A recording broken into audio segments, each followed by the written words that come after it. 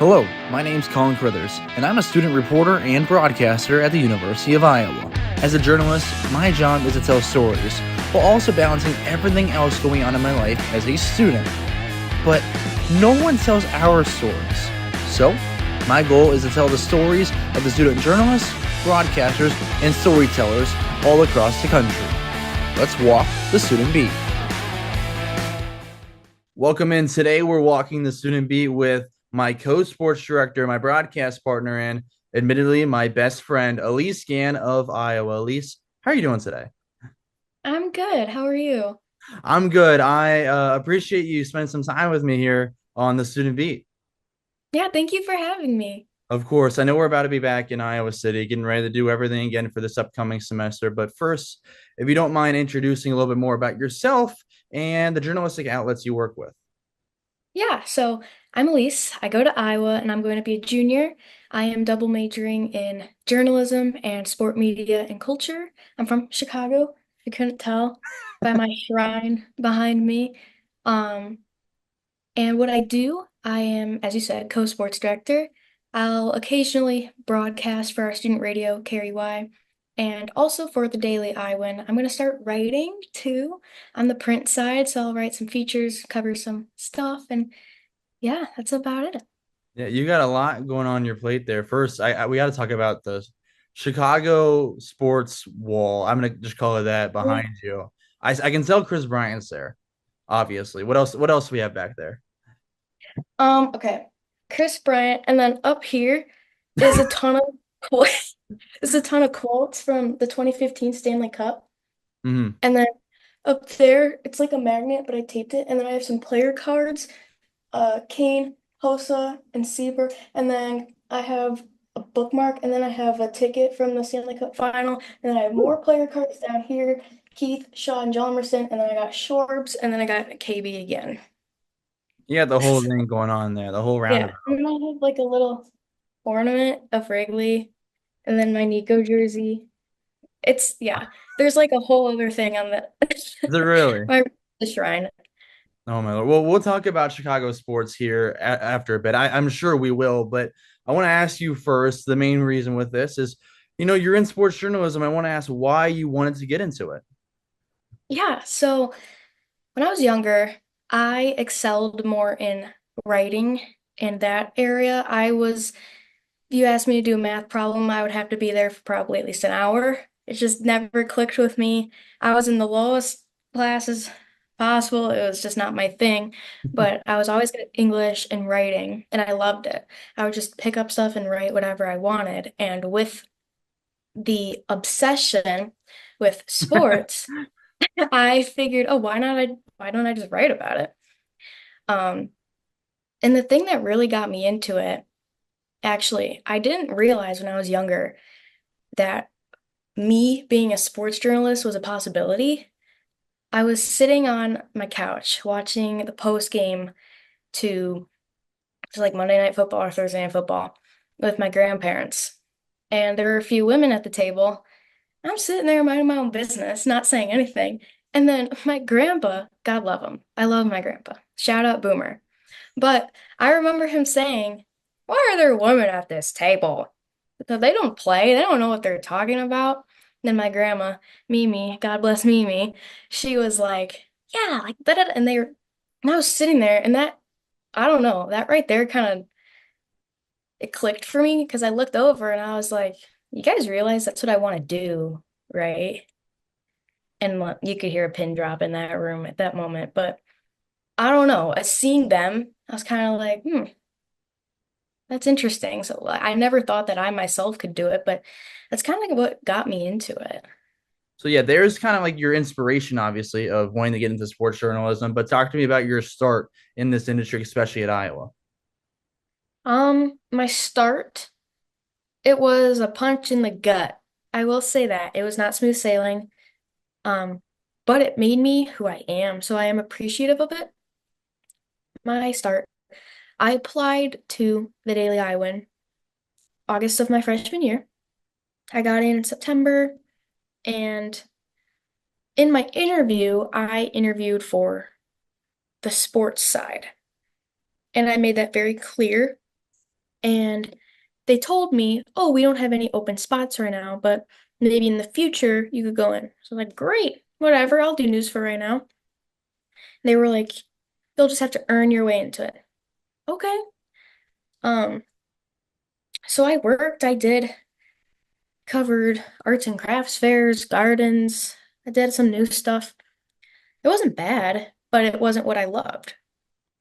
And DITV, it's a lot, especially first year in college, it's a lot. And I was focusing on classes. So it got to a point where I was like, all right, it's October and they haven't even come to me about the sports side. And I don't know, I was burning out a little bit. And then the thing that really hurt the most was also in October when a guy my age joined DITV and went straight into sports, right in, because apparently there was a spot open for him. And that did not make me happy. So I went to one of the directors and I asked and I said, what do I have to do? I want to do this, but I don't know what else I can do. I've been making packages, I've been making VOSOTs, I've been doing live shots. What else? And the answer was the same. Oh, just keep trying. Like effort pays off. So I did. And then winter break rolled around and it just got to a point where I wasn't doing what I love. I was miserable. Um, and yeah, if I wanted to start pursuing what I wanted to do, I wanted to do it then at a younger age instead of just finding what I want when I was older. So I was like, all right, I'm done with this and I'm going to find something else. I drafted up my resignation email and I didn't send it. It was just sitting there and I was like, I don't know, maybe I'll just leave it and then after break I'll feel better. So it's just sitting in my drafts. And over break, I went on a class trip and someone from the sports staff was in my class. And we were at a Chicago Wolves hockey game. And I was just talking about the game. And he looks at me and he's like, I didn't know you were into sports like this. And for some reason, that just kind of ticked me off because I had made it very obvious to everyone. Um, and I was like, yeah, I actually applied to be in the sports side of DITV. And he was like, really? I had no idea. Da, da, da, da. Like, no one ever talks about you. And that was another punch to the gut.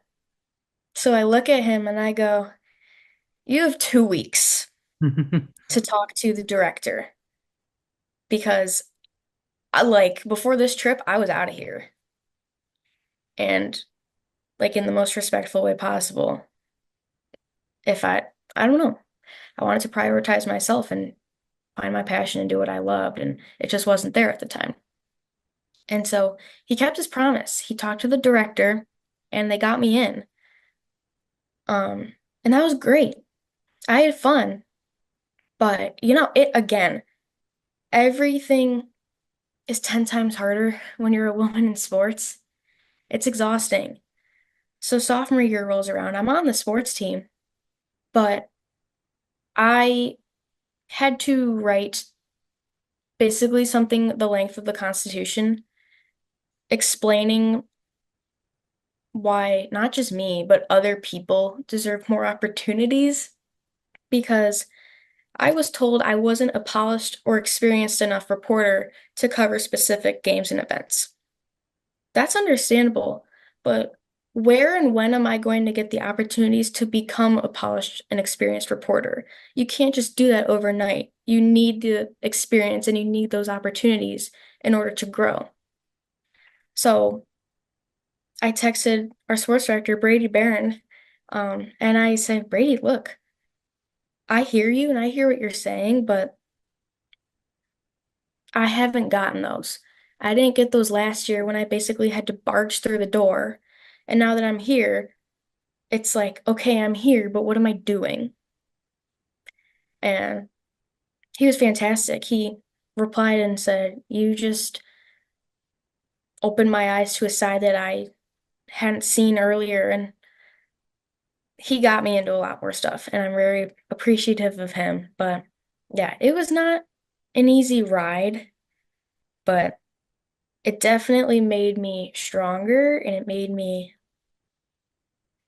it taught me how to stand my ground a little more and don't just walk away from things because you don't think you're able to do them. Do it. Absolutely. That's a great story, and I really appreciate you sharing that, Elise. It's a big thing that some people do go through. And I think that big part about women in sports will be an aspect we hit on big time here a bit later. But I want to first mention, so we can build it up, the experiences that you've had at Iowa, the different things you do. And we're going to showcase why that is. Obviously, you mentioned DITV, our student radio KRUI Sports, and as well as writing a little bit now. But first, talk to me about your experience with DITV, what all that is, and what all you do there. So DITV is the news station at our school. We do live shows every Monday, Wednesday, Friday, 8:30 a.m. Shout out. Um, shout out. Tune in. Um, and yeah, so our jobs as co-sports directors, we basically oversee our sports staff and we'll figure out who's covering what game and whatnot. And everyone's jobs, directors, reporters, no matter what, is to make packages and put together content. And for sports, it's so cool. We get to go to games for free and film them and cover them and write about it, and then stay up until 2 in the morning making a package about it. And then you get up at 8 in the morning to watch it run live. It's so, like, it is a lot. It's exhausting, but I love it. I feel like it's worth it especially the part of waking up and seeing it run live. It feels worth it at that point. Yeah, for sure. I will also like mention like the thing behind the scenes for DITV is we'll all talk after a show. Like we'll all group up in a circle. And it's like a the sports analogies. We're literally in the locker room. Coach is giving us a little speech about what we're going over the whiteboard material. Yeah. So then that's a nice part of hearing what we liked, what we didn't like. And I mean, obviously, when you get a hey, that package was nice, that feels pretty good. Yeah, it does. And I mean, you mentioned making full packages. What's one of your favorite packages you put together? Favorite package. Um, I've talked to you about this one before. I went to Philly Oh. over last spring break to cover the NCAA Men's Wrestling Championships. We had a few guys in it from Iowa. And on day three, championship round, Stephen Buchanan, the GOAT, he won. And I think honestly, this would have been one of my best pieces of work if they allowed us to film. But since it's under NCAA stuff, you can't. You can only use pictures. But I didn't really let that stop me. I loved it because I wrote my script as if I were writing a feature story.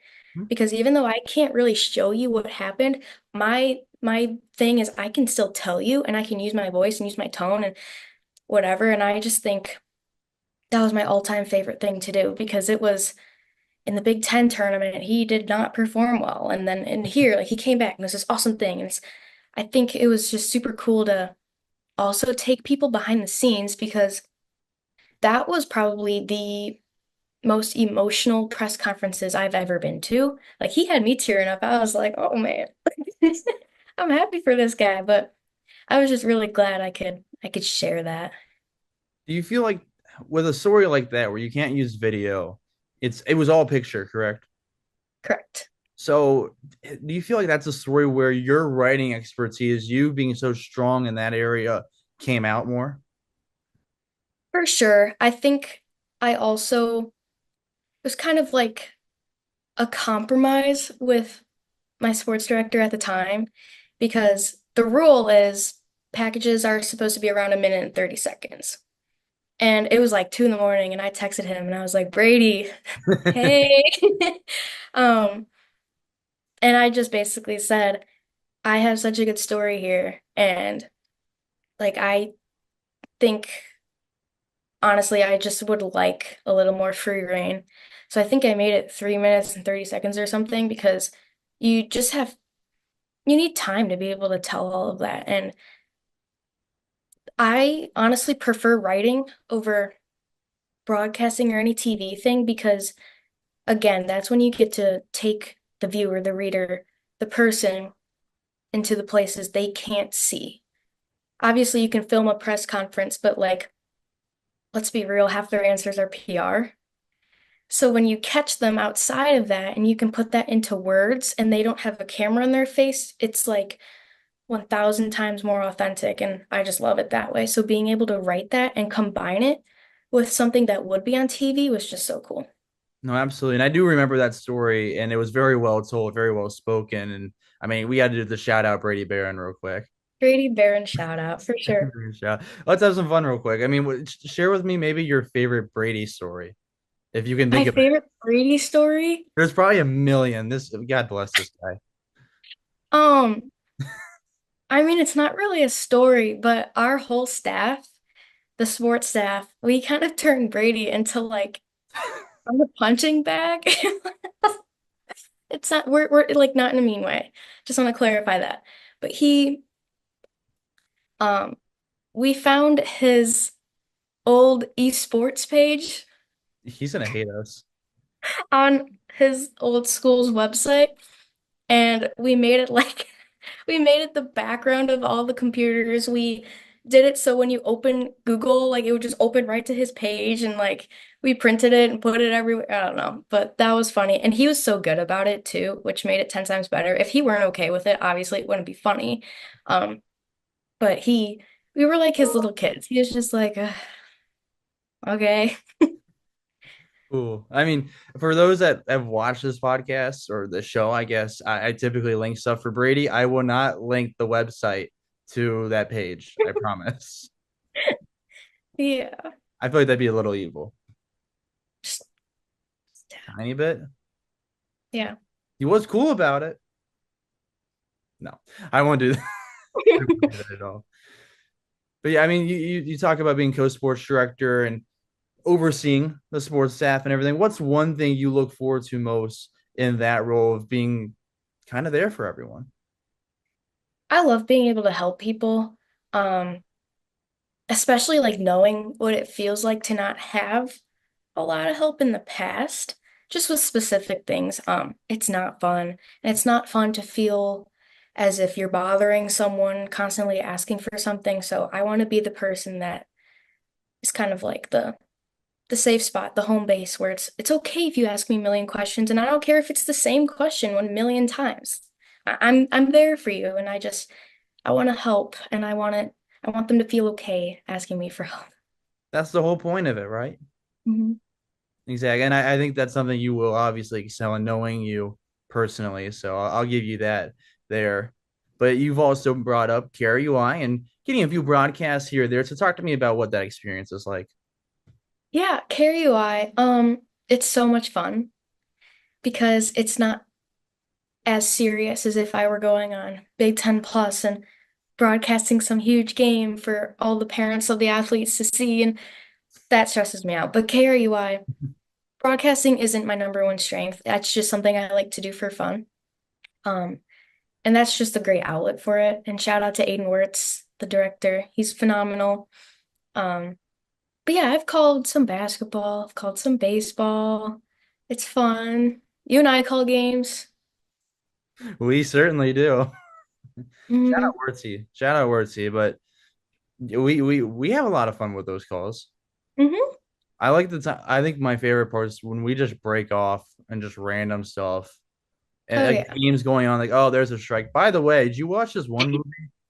You have It's like any? when we were talking about reality shows.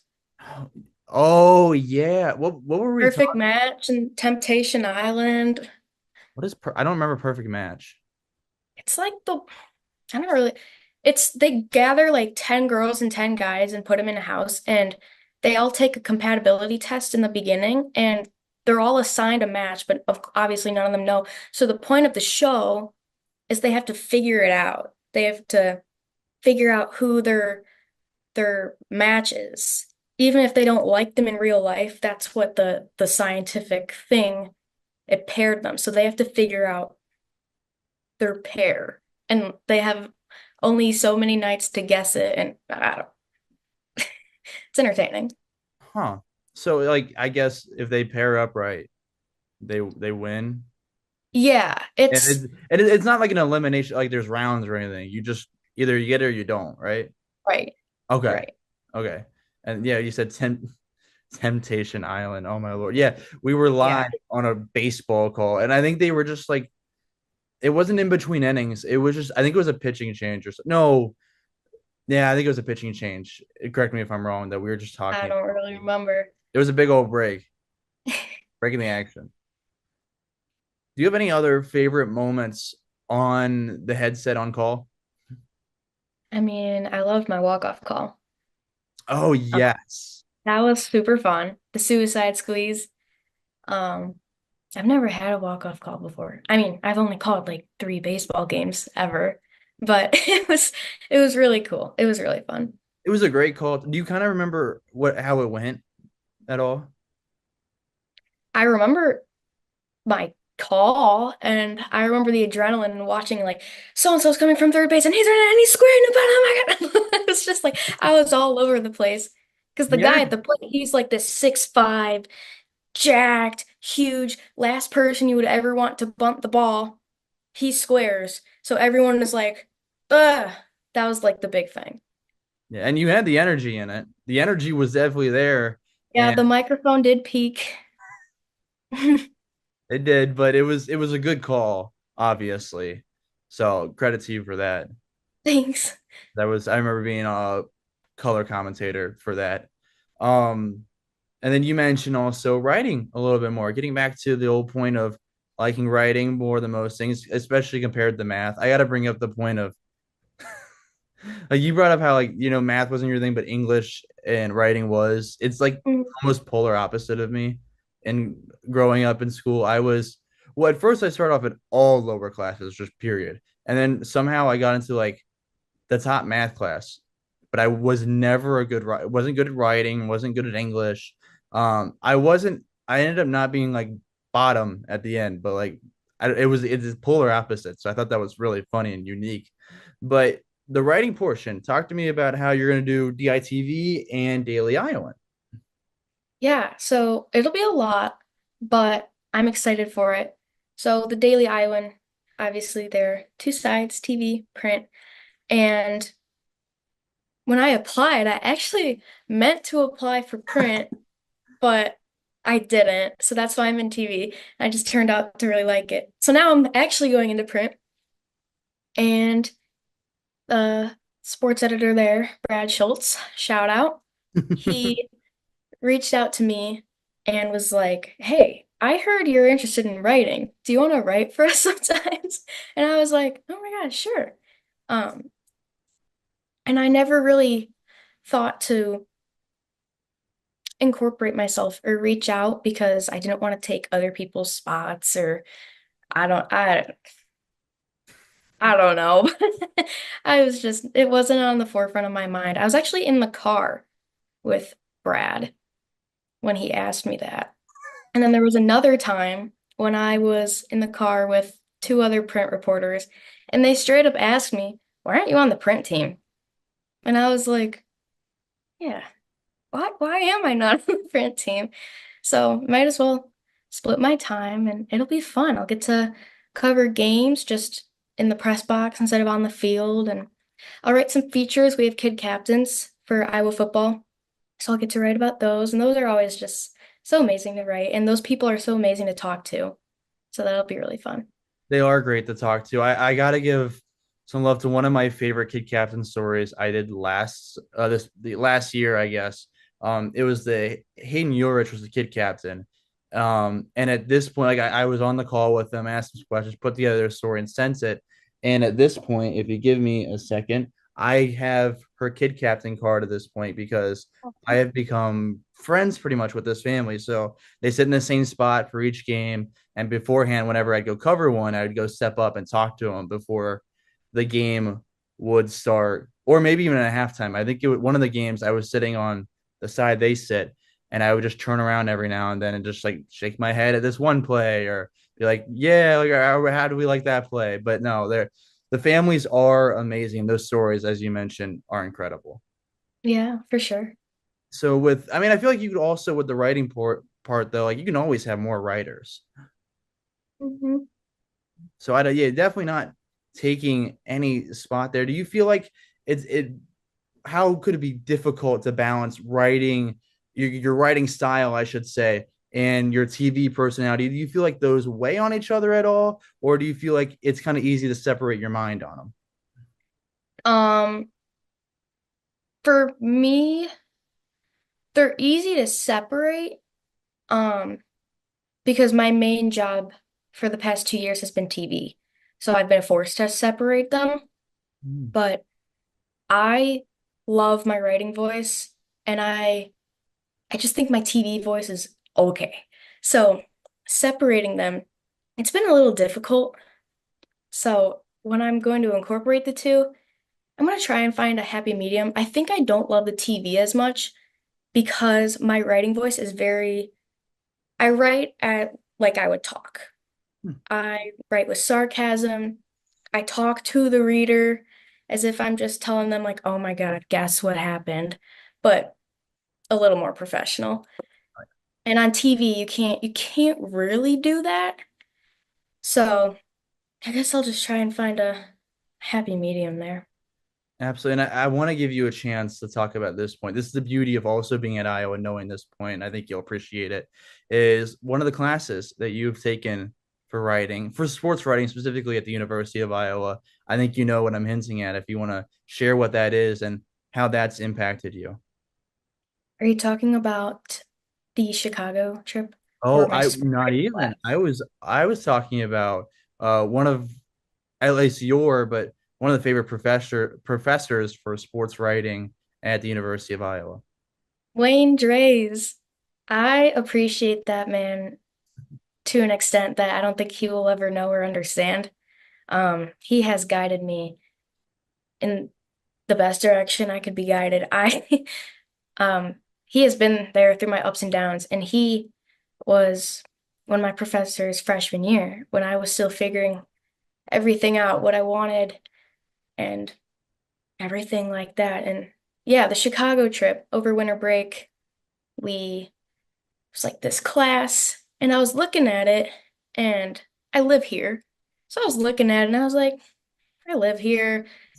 It's 1 credit hour. Might as well just do it. Whatever. It turned out to be one of the best experiences of my entire life. I met some of my best friends on that trip.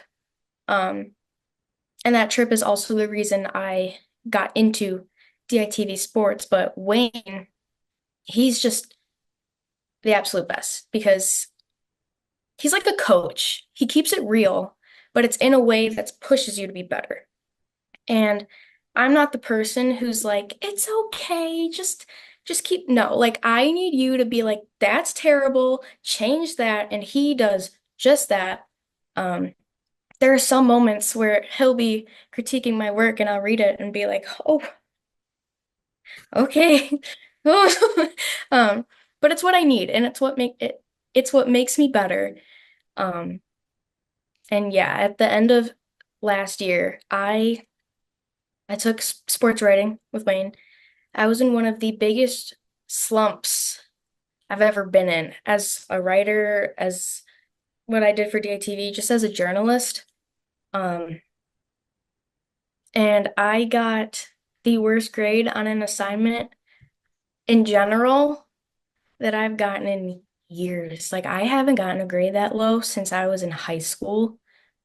Um, and it was from Wayne. And that I was like, oh my gosh, like he probably thinks I don't know what I'm doing and da da da. Because all I want to do is impress him and show him that he's teaching me well, that I appreciate him. So I wrote him this long email, and it was basically like, I need your help. I'm struggling out here. So I went in his office and I talked with him for a few hours, and he's just so great. He gave me a ton of guidance, he helped me out. Um, and yeah, I'll always take all of his advice and use it for the rest of my career, the rest of my life. He knows his stuff. You can't deny. Yeah. I mean, I figured you'd appreciate a moment to talk about him real quick and that experience. Yeah, for sure. Thank you. Shout out Wayne. Out Wayne Dre's. I mean, I'll Hey, admit, shout I have not been able to get into a class with him, and it's weird. Okay, it's weird with my track. I don't even know if I'll be able to, which is kind of upsetting. Probably not. Yeah, I know, because like my main, it's a whole story, but my main major is sport and rec management, and then I have journalism as a major as well. So I don't know if I'll be able to get into one, but I know all the stories and everything are incredible, and he's an incredible professor. Yeah, he really is. He's the best. And you mentioned Chicago sports. I mean, we talked at the very top of the show about your wall behind you, and I got to ask you. I mean, growing up in Chicago, you've got so many unique teams, cool sports. You're in all four major leagues, uh, Hmm. and everything. Do you feel like growing up in Chicago, a Chicago sports fan, almost encourages you in a way into sports journalism? Sure. I think this is what I tell people all the time. Um, when I tell them I'm from Chicago and I'm also doing journalism, it's impossible to grow up in Chicago and not enjoy or at least be surrounded by sports. Everywhere you go, there's a TV with a game on, there's flags, there's signs, there's jerseys, everything. It's the whole city, and I love it. And yeah, I think it has definitely influenced my want to pursue this track and career. Um, it was mostly the Blackhawks. I was obsessed with Jonathan Toews as a little kid. I still am. He will be my forever idol. And my goal was to be an NHL writer, whatever that is now, just so I could write all about the Blackhawks and all of their cool stuff. And yeah, so Chicago sports really did bring me into this because I wanted to work specifically for Chicago teams. And that's still a huge dream of mine. I don't have a full dream mapped out right now. I still don't know where exactly I want to go, but that would be incredible. Yeah, so it's hard to figure out exactly where we're gonna go, what we want to go into, but I feel like just knowing that like we're doing the work right now and knowing that we're gonna have some cool opportunities because of the stuff we do is nice in itself. Like I can speak personally. I know I'm doing these different things. I know you just mentioned you're doing all these different things, and that's such an incredible level. We're on track maybe to reaching some of those dreams. Yeah, I hope so. And that's the same with a bunch of people on this show. And I think that's a beautiful thing about student journalism is you can try out different things and you can attest it and say if you share the side or not, but try different things and maybe think of some new dreams, realize these new dreams are possible. Yeah. I think I've realized that about TV, honestly, because when I was really, really little and it first clicked to me, like I told you the story about me sitting on my couch and watching the TV and telling my grandparents, oh, I want to do that. Now, I don't know if I want to do that. I think I would rather write and be a little more behind the scenes, but yeah, your mind, it's always going to change. At least for me, I'll go back and forth. It will. I don't know how it doesn't change, especially if you're just growing up a younger kid. I feel like, every year every teacher asks, all right, what do you want to be when you grow up when you're in the second, third, fourth grade? And it's a different answer every time. Some people, Yeah. I'll repeat an answer every now and then.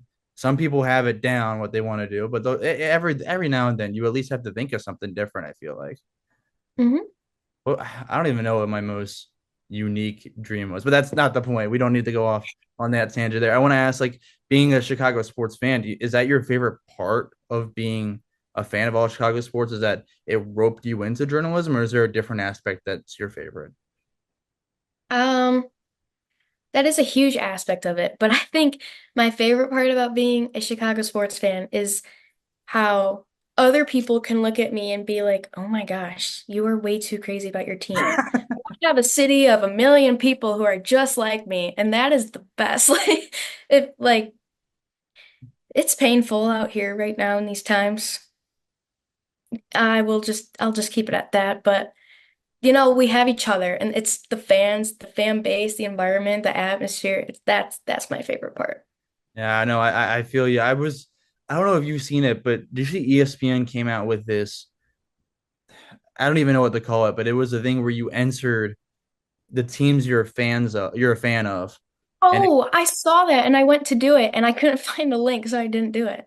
oh yeah, no, it's some of those scores are hilarious. For those that don't know, you enter your team, like a group of teams that you're a fan of, into this thing that calculates how, for lack of better terms, miserable the fan, Hmm. like that collective fan base is. So like, and this is the most random example I could think of, but like, let's say you're a Vikings fan, but you're also a Timberwolves, or not a Timberwolves, that would make sense, but a Vikings fan, but also a Mavericks fan, but then you're also a New York Giants fan or whatever, and you put those three teams in there. You're a fan of two NFL teams, I guess, but it would it'll take whatever teams you put in and calculate it. I thought that was interesting. I didn't know if Yeah. you saw if you went into that at all or not.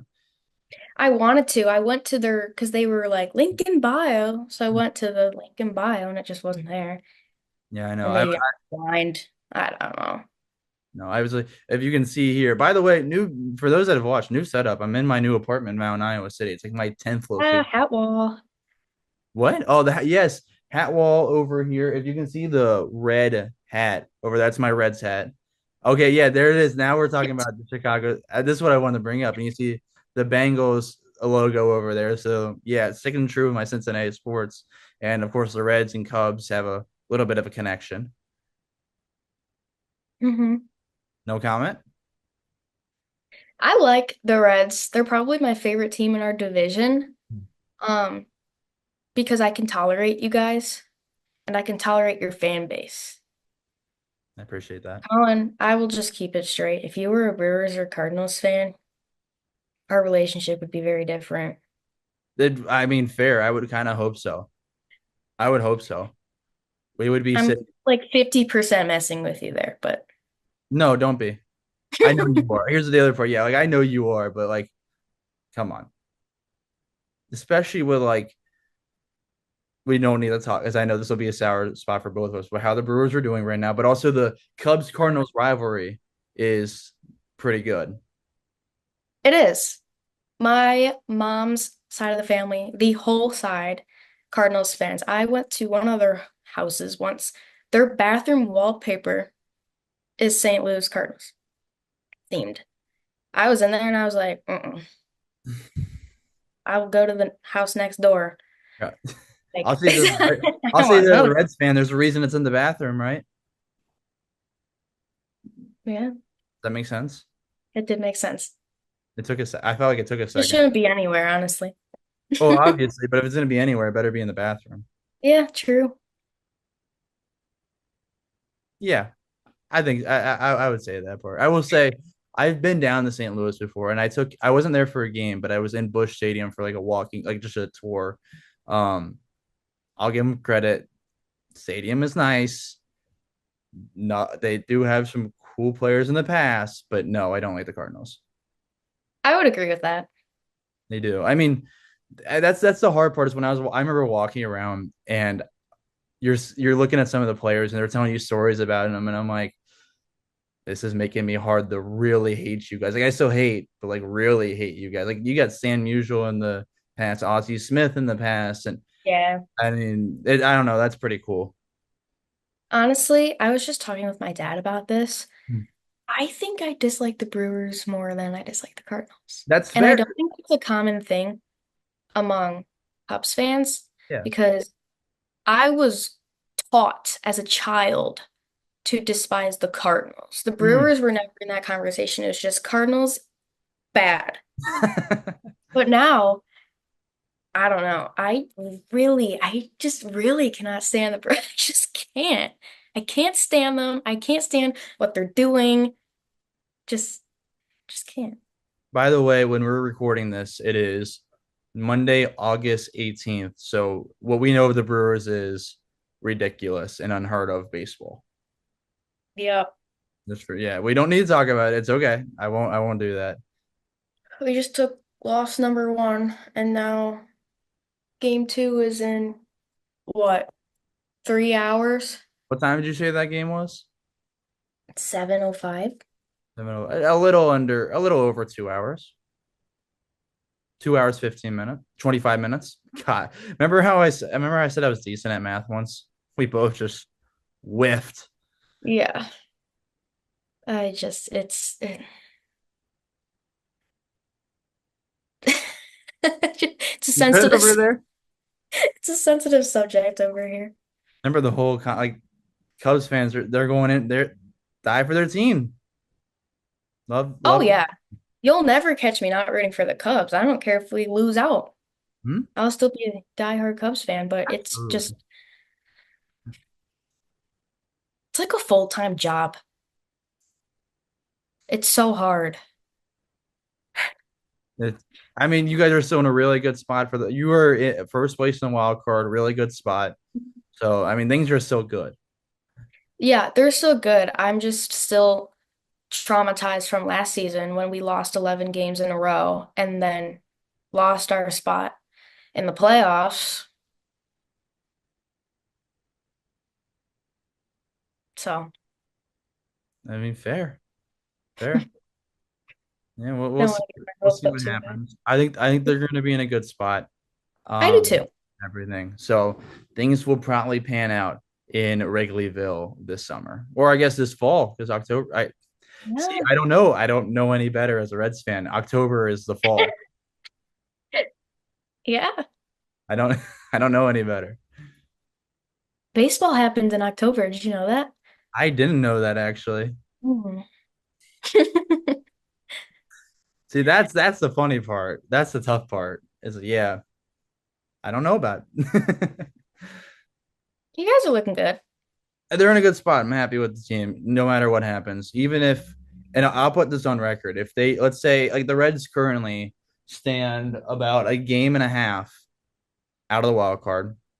Um, and I leaned back because I wrote it on a little whiteboard I have here of the wild card standings for the NL.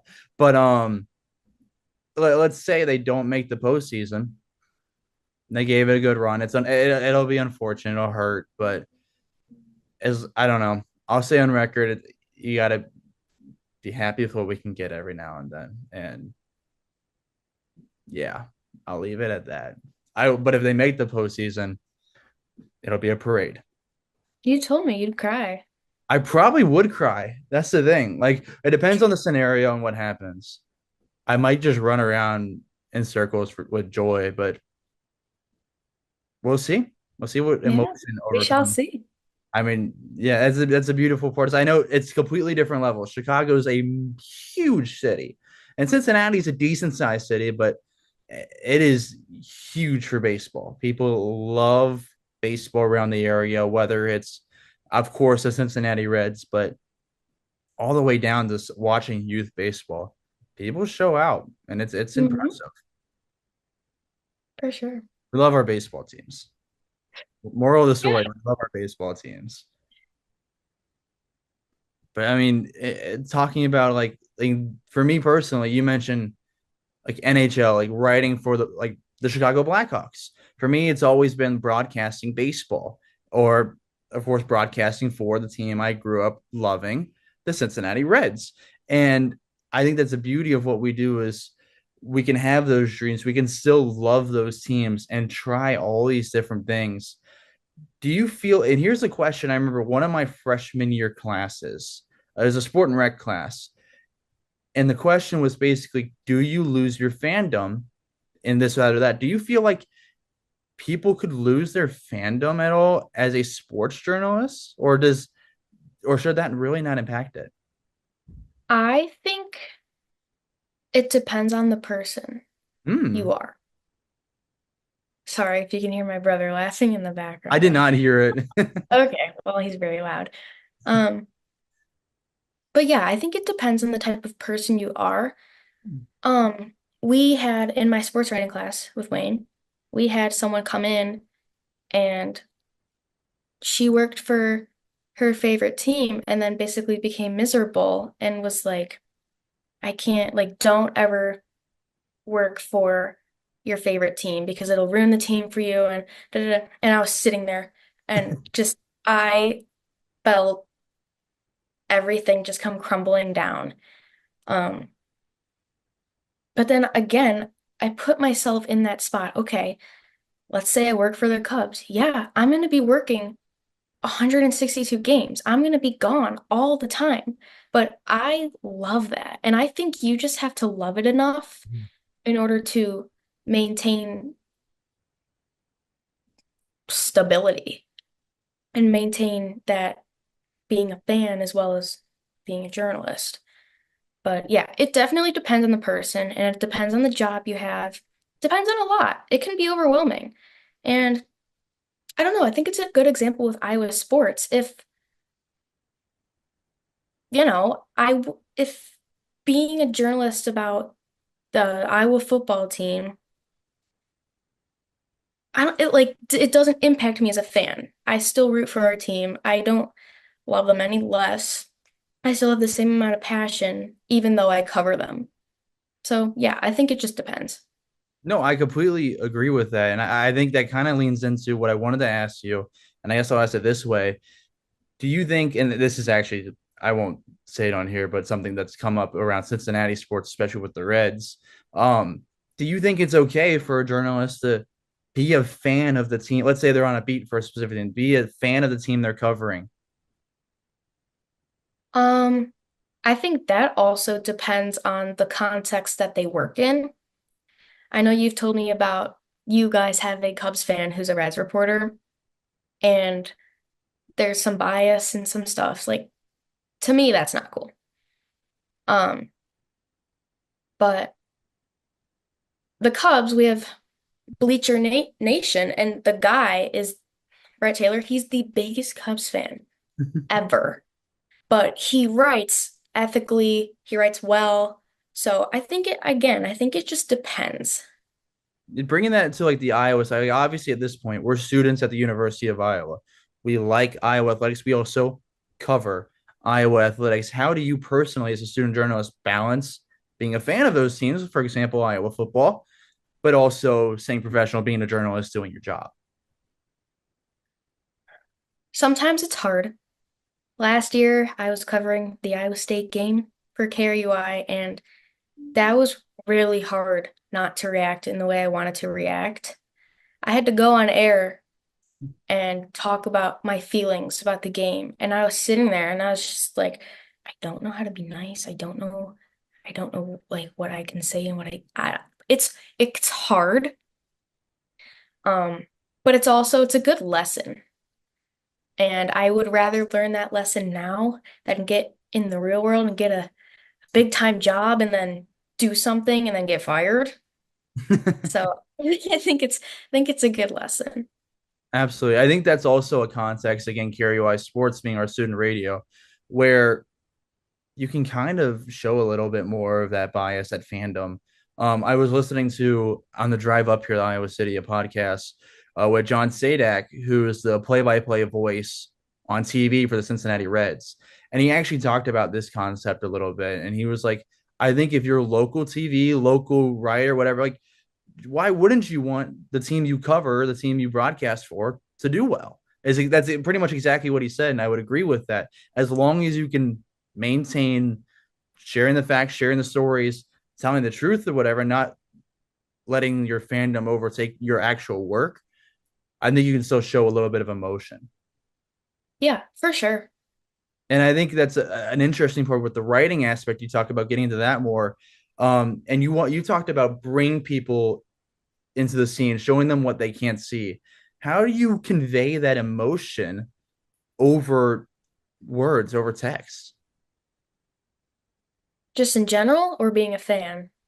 What honestly in general, but also if you can, if you want to take it away as being a fan, whatever way you see it. Well, from a fan perspective, I think it's easier to write for a fan base, Mhm. um, because they understand a lot more. They've been following it.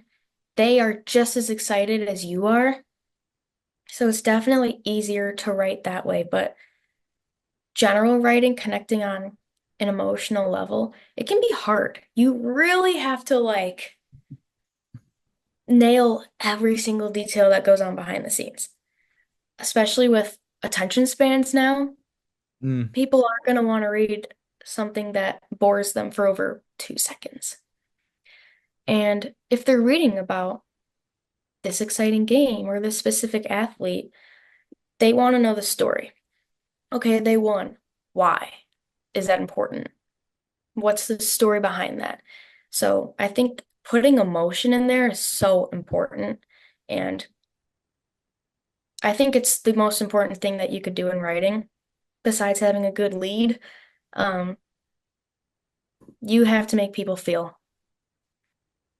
absolutely. It's funny. We're pretty much on the same wavelength right now. As you said the word lead, and I was thinking like you want to captivate someone, and I was going to Yeah, ask, and maybe this is a tough one to answer, but do you have a favorite lead that you've written for an article? I think I do, but I'm forgetting which one it is.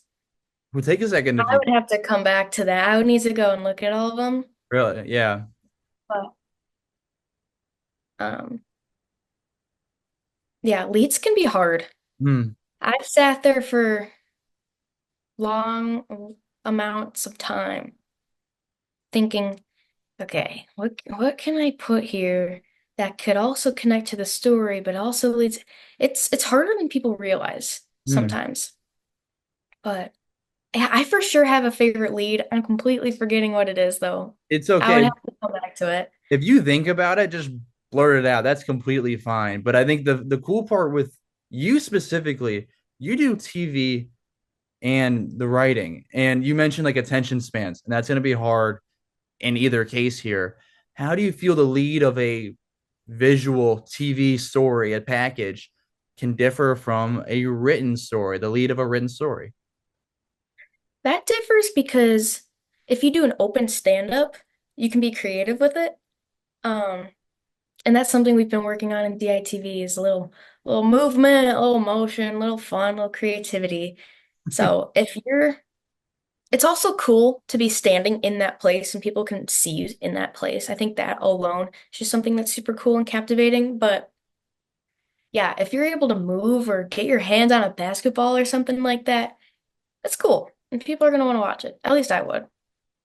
No, absolutely. I would feel the same. I think there's some cool stories where when you mentioned a basketball where someone's taking a shot in the stand up, or I don't know, they do whatever that can happen. I always laugh at I did it once as well, but Brady and I both like stepped over the half court line. Yeah. That's little, that's pretty much minuscule, but it's anything to add a little pizzazz, a little flair to your story. Yeah.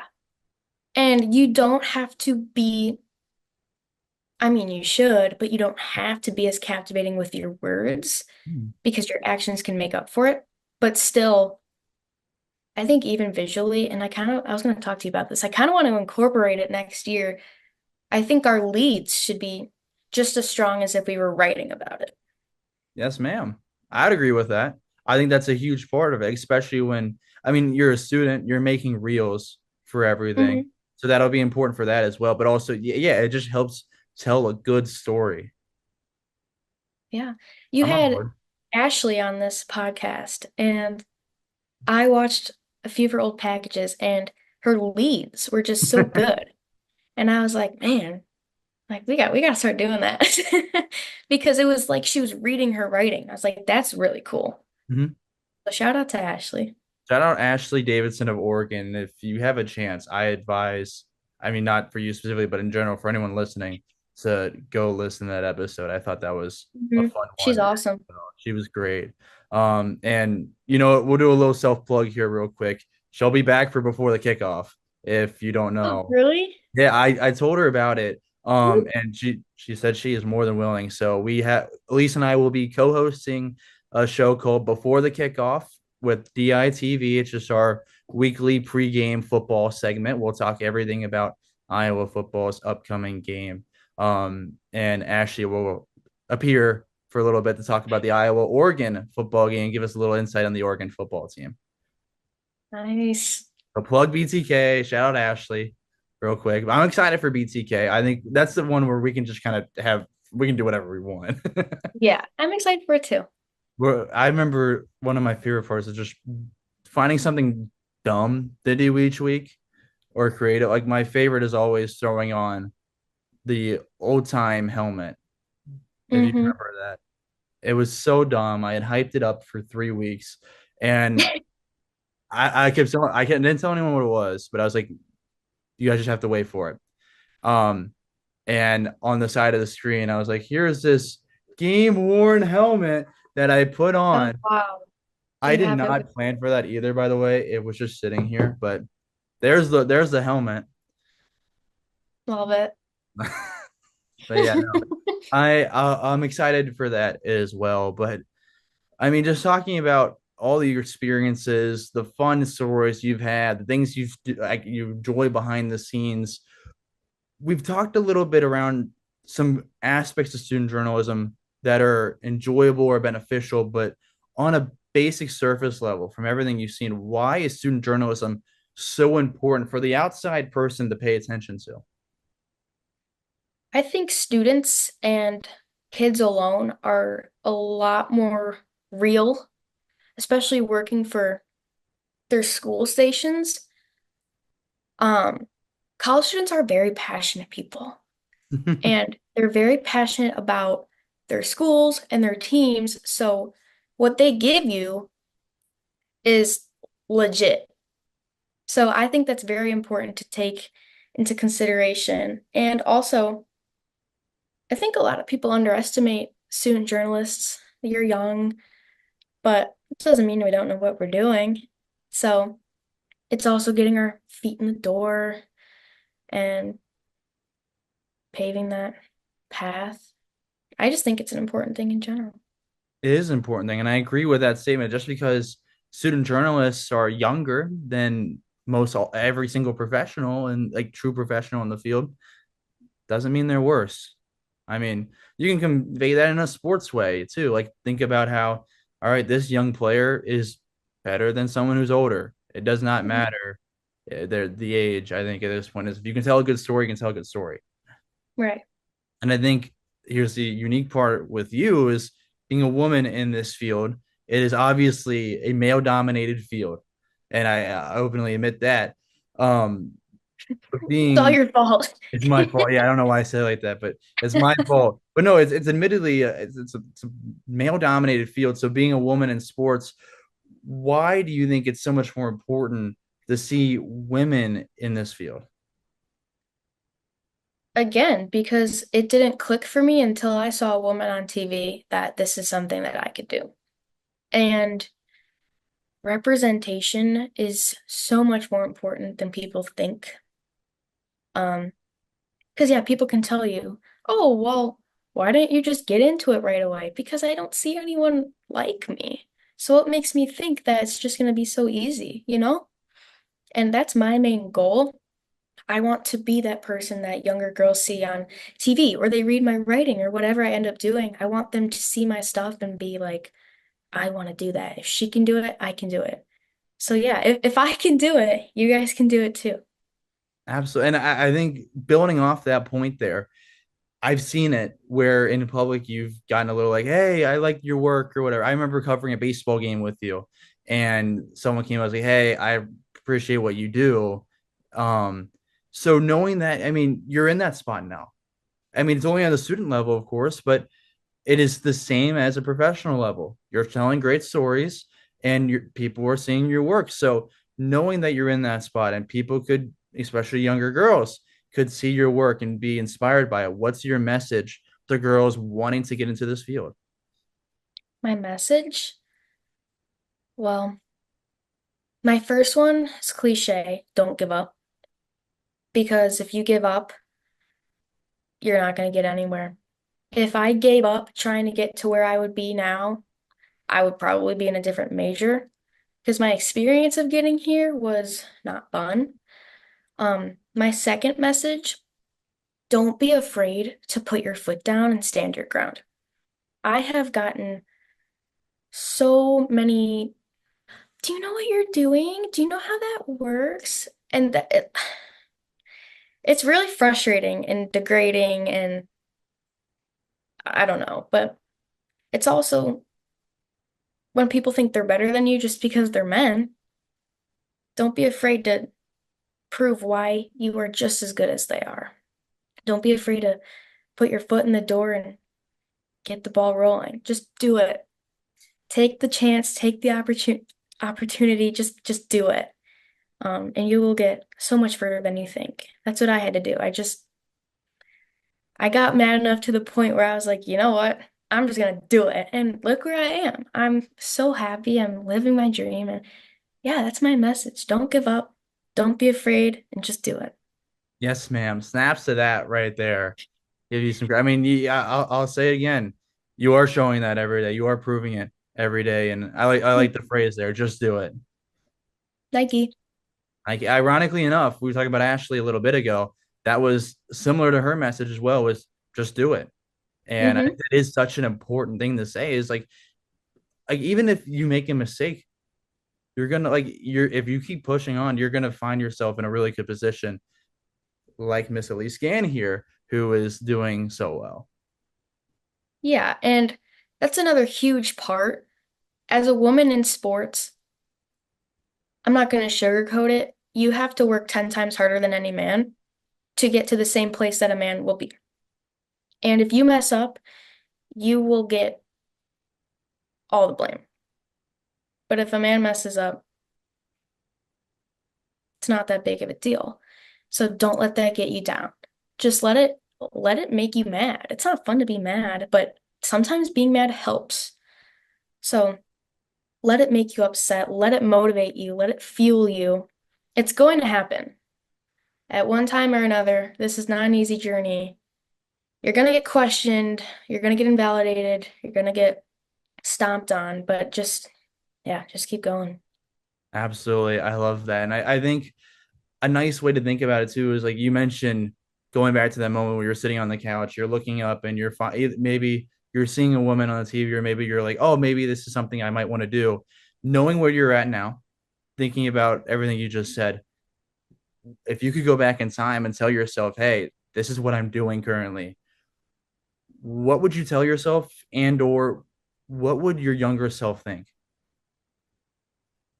Well, I would prepare myself for freshman year of college. I would say, hey, all of this is gonna happen, but you gotta fight it or else you won't end up where I am. And basically what I just said, I would just tell myself, look, all of this is gonna happen, but you just gotta plow through it. Um, and I think my younger self would be very proud. Also that I stayed committed to this for so long. Since I was 10 or 11, I told people I was gonna go to college for journalism. That's exactly what I did. So, yeah, Yes, ma'am. No, good. I didn't even know that part there of always saying I'm going to go into college for journalism, and I think that's a really cool aspect too. thanks. I know it's definitely different from me there. Although I had no idea what I wanted to do for so long.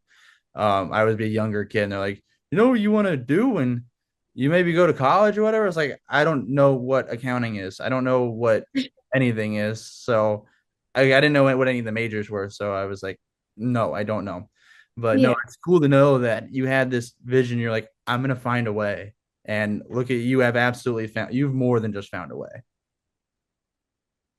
And I think a cool part with student journalism as well, and we mentioned a little bit ago, is like connections and meeting people, and an opportunity for yourself now to network through this and give a plug to anything of for people to go watch or check out for your work after they've listened to this. Oh man. Plug. Well, I have a YouTube channel. Think it's Elise Gan 9 or something. I'll put my packages on there. I also have a website. It's WordPress. Will be linked. Okay. So I have Oh yeah, it that. will It's be a linked. really long URL, so I don't remember the Be full linked. thing. Don't worry.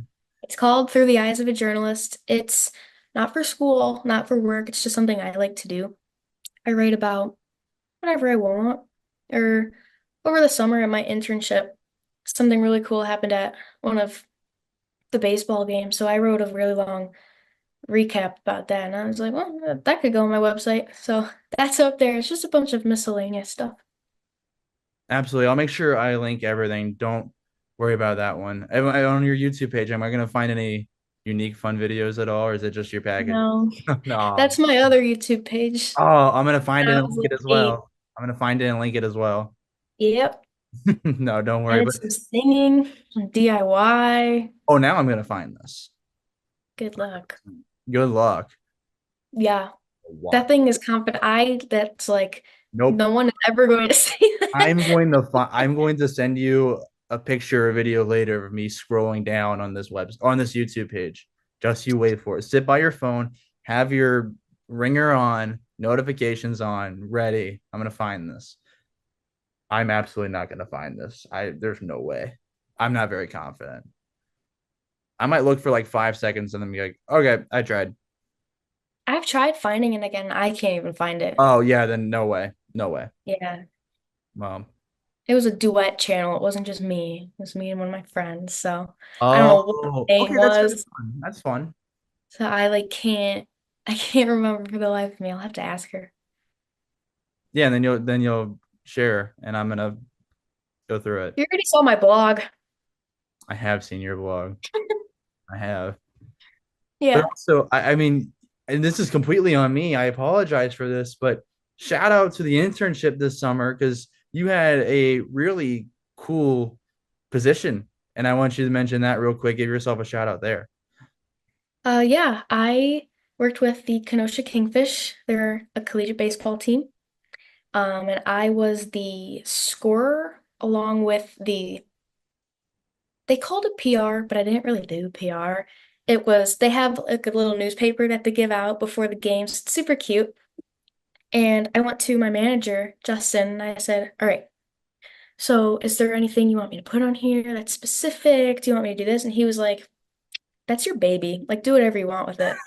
So I had the time of my life making it like my own little thing. And I would write a preview about, what happened the night before, what's happening tonight, why is this game important, what's the biggie. Um, just put a ton of other stuff on there. And then I would also write the post-game recaps. Absolutely. No, I thought that was a really cool thing you did this summer. So I didn't want to, I almost, but I didn't want to forget it at all. I wanted to bring that up. And again, I'm still going to link everything, but I got to end with one more thing because, again, we mentioned we're co sports directors this year. So we've covered a lot of games together. Is there like a really cool person that you've ever like covered a game with or like called a game with at all? Yeah, Brady Barron, shout out. He's pretty cool. What I'm what just kidding. about a person that whose name starts with C? Crying Paris is just so awesome. Ryan. You had him, I did have him on the show you two had weeks him on. I did. No, Colin, you're great. Oh wow. I really appreciate it. I Wow. am really looking forward to it. I'm very excited. We're I gonna we're am gonna kill it. High five. Bye. We're gonna be amazing. We are. I am Isn't very excited to work with you. I mean, we're best duo, gonna be fantastic. Was that a disagree or No, I was just yeah. there it is. There it is. I was gonna say. Come on. But I'll give you a chance here to leave us on any other note that anything else you want to bring up. I don't really have anything else. That means I mean that means I did what I was supposed to do here and brought up everything I could. Good job. Pat on the back to me. But obviously, again, Elise, thank you for spending some time with me here today. I know you're taking out a good chunk of your day for this, and again, I'm gonna attest this. I have to do this because you are incredible. You do a lot of great stuff, and I am very excited to get this year rolling alongside you and see the amount of amazing work you'll do. Thank you so much. Absolutely. Again, thank you for joining me on the Student Beat this week. Thank you.